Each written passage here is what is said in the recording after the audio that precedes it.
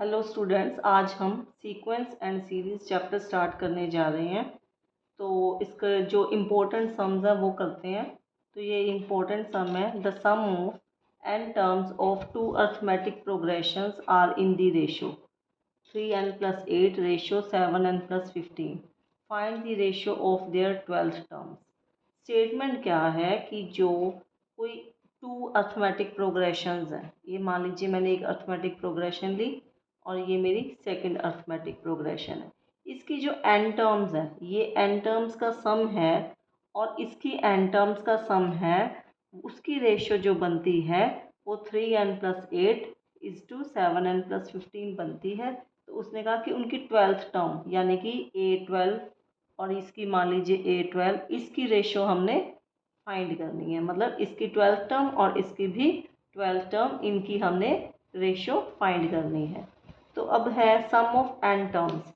अब sum of n terms का formula क्या होता है आपके पास? Sn=n/2 2a+n-1 into D.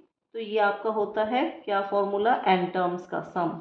तो यहाँ पे हम पहले अगर ये लगाएं तो इसमें क्या बनेगा? n/2 2a+n-1 इंटू डी और अपॉन में n/2 2, यहाँ पे मतलब a फर्स्ट टर्म इसकी मैंने स्मॉल a1, इसकी कैपिटल A1, ठीक है।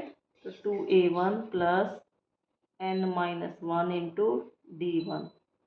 ये d, क्योंकि d है जो इसका भी अलग होगा, इसका भी अलग होगा, इसकी भी फर्स्ट टर्म अलग होगी, इसकी भी अलग होगी, लेकिन n टर्म्स है वो सेम है क्योंकि इसकी भी n टर्म्स और इसकी भी n टर्म्स, उसका सम जो है वो उसकी रेशियो बनती है ये वाली।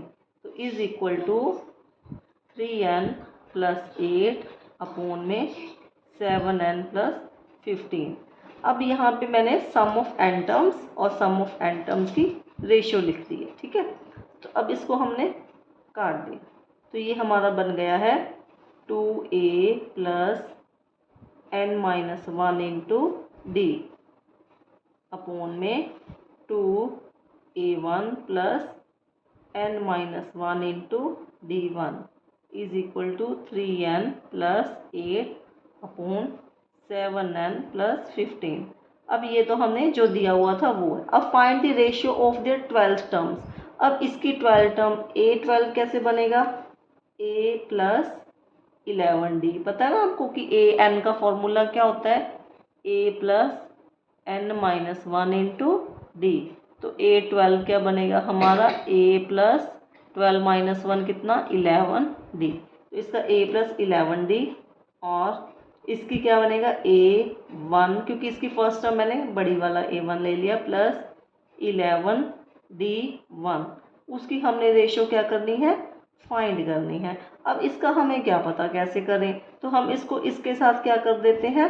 कंपेयर, ठीक है। तो अभी कंपेयर करें, मान लीजिए अब इसको हमने यहाँ पे क्या बनाना है? 11 बनाना है। देखो ये जो इसको हम इसके साथ कंपेयर कर रहे हैं और सेकंड वाली को हम सेकंड वाली के साथ कंपेयर कर रहे हैं, ठीक है। तो ये क्योंकि हमने तो यहाँ से a+11d बनाना है।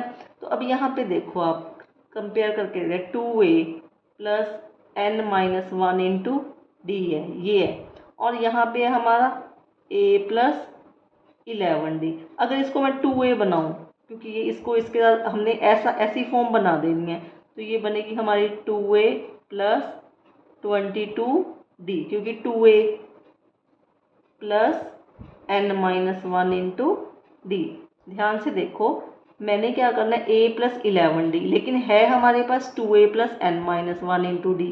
तो इसको मैंने इस जैसा बनाना है, तो मैंने इसको भी 2 से मल्टीप्लाई कर दिया सारा, 2a+22d। अब ये 2a तो बन गया, 22d कब बनेगा? जब हमारे पास n कितना हो जाए? 23 हो जाए। जब हमारे पास n 23 हो जाएगा तो ये 2a+23-1 into d is equal to 2a+22d बन जाएगा।